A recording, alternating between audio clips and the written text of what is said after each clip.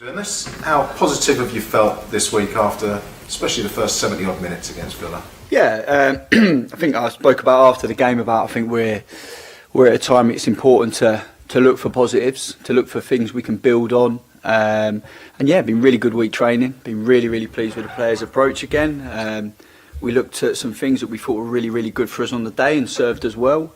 And address one or two things that we think we can build on and be better at. But overall, really good week, and we're looking forward to the game. Is being more compact the sort of the foundation to build from? I think it's one of them. I think I think the evidence suggests to us that if we get that part of the game right, then we can do a pretty good job at limiting our opponents to big chances, if you like. So yeah, I think a personal belief of mine, it's always a good trait for a team to have. It can appear in different ways in different areas of the pitch as well. So, but for us, I think it's it's a good building block, good platform to take going into these games. How's the injury situation? Is Paul Onwachu fit after his ankle issue? Yeah, I mean he's been back in and around it the last day or two, so I think it might be a bit 50-50 at this point. So probably one to assess tomorrow and give us a little bit more time to see where that one sits. So, but we're hopeful, but nothing conclusive. Your predecessor felt that Paul had to be 100% to really impact the game. Other players can maybe get away with it a bit more, but is that the way you see it with Paul? Yeah, I think I guess really the level we're playing at in the Premier League and the speed of thought and the physicality required in key moments, I don't think you can get away with carrying people that aren't quite right. So one thing's for certain, if he's starting, it's because we're confident he'll be right. You've got Flynn Downs available again after suspension. How big a boost is that? Yeah, great. Flynn brings a really great energy to the group. Great professional to work with. So yeah, frustrating obviously not to be able to draw upon him last week, but to have him back this week's a real positive for us. He's had an in and out season. Have you seen everything you've wanted in training this week? Is he itching to go? Yeah, again, I think the energy's been really high across the board this week from the players, and the level of commitment, as you would expect, has been top draw. So Flynn's been one of many really in the group that have been commit. The enthusiasm and the intensity to training has been excellent, really. So I think I've got a good problem this week in terms of the old cliche, good problem to have. I've got a large squad to pick from this week, and I've got a few decisions to make about what the starting team will be, and I think in the best way possible, the lads this week, the way they've trained, have made it hard for me. One more sort of injury-related issue. We saw Ross Stewart for half an hour. How's his body reacted to that? Yeah, I think really well. I think I touched upon the other week that when you're a player and you've had that stop-start season, it can be really difficult. So I think we're all delighted really that he's getting a consistent period of training and playing. Great to see him building them minutes up off the bench. And again, hopefully long may that continue and we can get him to a point that he's pushing for a start. So I think that has to be the aim for him, and it's certainly the aim for us. Tell us about your opponents this weekend. What have you made of West Ham recently? Yeah, I mean obviously Graham, someone I know, has gone in and he will be trying to lay down the foundations for his principles of play and what he wants to see in his team. I think although I imagine they'll be disappointed with their league position at the moment, I also know that they've got real quality to draw upon. So it's a game that we've got to be right at it for. We've got to be at our best to get something out of it, but we know we've got to deal with the collective and individual threat. You've got the likes of Bowen, who on any given moment can turn a game on its head for you. So that's just an example there really. But I think equally earlier in the year we deserved something out of that game, I felt, and although we're in a slightly different scenario now in terms of game state of play, in terms of the league table and where we're at and where they're at, but we know they've got qualities that we need to deal with, but equally I think we've got qualities that we can bring to the game too. You'll know far better than most about Graham's qualities as a manager after your time together at Brighton, but do you have memories of him as a teammate? Weren't you together at Boston a million years ago? Yeah, we were. Graham's someone I've known a long time, super bloke. So yeah, I'm not sure we'll be able to relate our League Two stories into Premier League fixtures from 25 years ago. I'm not sure how relative that one will be, but I think he's been a good icon, I think, for a lot of young English, British coaches who's gone overseas, he's done it the hard way, and he's got himself into positions that's managing at the very top. So, you know, obviously for myself, he's someone that you can relate to from that point of view of having a coaching journey where you've had to explore and be curious about different ways of gaining development, and eventually, you know, get to work at what I think is the greatest league in the world. So, you know, it'd be nice to pit my wits against Graham, and it'd be nice to see him too on a personal level. You saw firsthand how he took Brighton up a level within the Premier League. Can you pull back the curtain? What are his best traits? What does he do on the training pitch, off the training pitch, to make him as successful as he's been? Yeah, I mean, when I think a good chunk of, unfortunately, Graham's spell at Brighton was COVID times. So, you know, it was quite a segregated time in general. So, but again, I know Graham and his staff really quite well, and I think Graham's got an element of empathy about how he works. You know, I think he likes to really understand the person and the player he's working with, and try and draw the best performance levels out of individuals. It's something I pride myself on.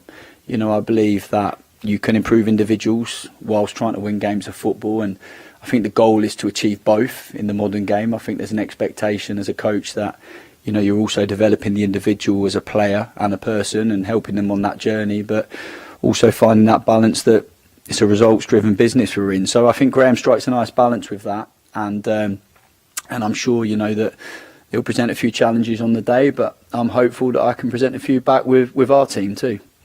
I'll ask you about that element of it. You said you've been impressed with the commitment and energy on the training pitch from everyone, and you know, it's the old cliche says you have to be 100% in this brutal league, otherwise you get punished. How do you get the absolute maximum out of these guys when relegation's confirmed? You know, how do you get the motivation levels right and make sure they're all on it? Yeah, I think something for me has been focusing on, I think it's really important to find the balance with professional football and the results nature of the industry, and the brutality and the external expectations and the opinions that come with it. And they're all great things, by the way. You know, they are great things. It's the people sport, isn't it? And, you know, I spoke about last week about that we're part of that element, and we have to have a cool, calm, considered head around, you know, all of the things going on around us. But really, we've got to work on, you know, what defines us and what's going to define our performance. And often games are on fine margins. You know, it can hit the post and go in, it can hit the post and go out. And I think it's all of the things around the edges. So for me, it was about, you know, reframing what this 6 weeks is, not moving away from the reality of what it is, that we have been relegated. But I don't think it can be a case of, you know, the level of the division, you can't just play free. You know, what we have learned this year, not just us, that on any given day in the Premier League, if you're not right at it and you're not well organised and well prepared, you know, the results can be punishing, you know, really punishing. And we're not the only side that have experienced that this year. We've seen that this week, actually. So for me, it's about focusing on what are the best things we can do to give us the best chance of performing as well as we can. You know, and all of the things that go underneath on that. And I bring it back to the start of that question, is it's about energy, about commitment, about organisation, about training well every day, about sticking to a process. I think I see something from Rory McIlroy the other week about, you know, you can have your goals, but if your processes aren't right underneath it, then you'll fall to the level of your processes and the way you work rather than the aspirations of your goals. So for me, I'm a process-driven person. Make sure that all of the things underneath the result are right, and you almost work backwards. And if they're right, you hope that you'll be close to that result. So, you know, sharing that with the players, you know, trying to understand them and having their input on what's important to them, and working together. You know, and if you come together on that and you've got a shared vision and you're committed and you're working hard and you're infused and you're believing in what you're doing, then I think really you have to put to a certain element the results in the hands of the gods sometimes, and understand that the performance levels are really going to be the things that define us rather than, you know, the result from our perspective. Fair enough. Very best of luck. Thanks a lot. Thank you. Simon, how hard is it for you and Adam to create the balance you want to be a threat whilst trying to improve the shots against you on target, which are higher than any other team in the Premier League. It's one of those things of being bottom, isn't it? So, can you play the game more in the opponent's half? Every manager's tried to play with 5, and they're still giving away goals. So, can it be a 4? Can it be more of a 3? Can it be? How hard is it to do that with the squad you've got to find that mix? Yeah, I think I think that's right, and I totally understand that there'll be lots of different opinions going on about how you should or shouldn't play, and we're not the only club. I think every club up and down the country will have that, and I think finding the balance, it's tough. It's not easy. I've been put in charge for the last 7 games of the season, and there has been an outcome to a certain element based on the 31 games before me stepping up. And with that, part of that is that we are at a state of play where it's been difficult for the players to achieve results. So what I don't think it would be right for me to be reckless with the team's ambitions. So our ambition is to, put our opponents under pressure. Our ambition is that we want to control more of the game. Our ambition is that we want to play in the opponent's half. We want to create chances. Of course it is. But I draw back to that if we don't get that balance right the other way, there's no sympathy around them attacking moments, and if you're losing and you lose badly, the quality in the division is there. Then it's shown us time and time again. So the challenge for us is to look at what we've done last week really well. I don't want to focus too much on the 30 games before. I think what everyone connected with Southampton would hope that I draw positives. Look for the positives. Look for a bit of positive regard in the players. Look at what the players can build on and do well, and make some tactical tweaks along the way, and hope that gives us more of a footprint in games. But the challenge is there. We look at Aston Villa last week, the 3 substitutions they're making in the game, and we're 0-0. Great point. We're at that point. However, it's arrived at 0-0 in a team that are, beating Paris Saint-Germain in the second leg in the quarterfinals of the Champions League last night. So I think we can be really positive about that. The bit for us is to make sure that we have more of a footprint in the game, that we have more time spent in the opponent's half if we can, but equally find the balance of shutting the back door. So, it's a challenge, but, I think that we can be positive about that challenge, and I'm confident as games go on that we can find that more equal balance from that point of view. However good Potter and West Ham can be, and the same for Fulham at home and Leicester, I look at these 3 games as the best chance before you play Man City, Everton at Goodison's last game, and Arsenal. These 3 represent the chance. How focused are the players on this little run coming up? Because they want to get past the 11 points. We all do. We don't want the club to have that stigma against their name. And quite honestly, you could do what you did at Fulham 3 times and everyone would be happy because you get 3-0 and we'd all be delighted to be on 13 points. But how conscious the players are that these are their opportunities? However good West Ham are, they're 17th in the table. Yeah, again, I can understand why big picture everyone would look at blocks of games. For me, I think what's important is, and I said this last week, we have to remain present. I think great performance is often related to remaining really present for what do we do today? What do we do today really, really well as we can, leading into Saturday's game. So for me, all my focus is on Saturday, and performing as well as we can, as diligently as we can, as intelligently as we can, and pushing our body and mind to its limits as well. That's what it is. So I don't think it's helpful for us to think about Leicester or think about Fulham or think about Everton or Man City or Arsenal. We focus on West Ham. That's our immediate focus, and that's just me giving an insight into how I think we best work. And again, I believe if we can build on what we've done Saturday, then this is the next game. The next game is the biggest one of your career, I believe. Sorry, does that mean that as much as we'd like you to be blooding players or looking to next season, perhaps with some of your selections, does that mean you can't afford to do that? Because A, the Premier League's brutal, as you said, and B, this game's the one that matters? I think, I think, again, that word gamble and, blooding, I think really it's about doing what's right. It's what's the next right thing to do. And sometimes there are complexities with that. Because you're absolutely right to point out that, that although the outcome of the relegation has been decided, we're still fighting for points. And I can tell you now, the players want to get as many points as they possibly can. you know. So there is always complexities, you know, around them things about, is it an opportunity where, you know, we've got a talented young player who's pushing, but I'd only make that decision if someone's training and playing well and deserving of an opportunity. So there'll be no gimmies, there'll be no like T-shirts handed out here. This is a case of, has someone earned it? Is someone, you know, fully committed to what the team needs? And then it's the same decision. Do they help us win the game in that moment? But, you know, of course, there's going to be some complexities around opportunities, you know, to find out about players within these last 6 games.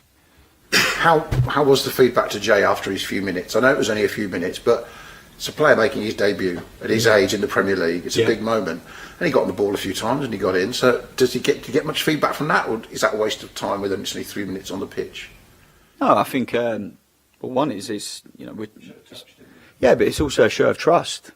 You know, I put Jay on the pitch and we put him on the pitch at his football club because we trust him.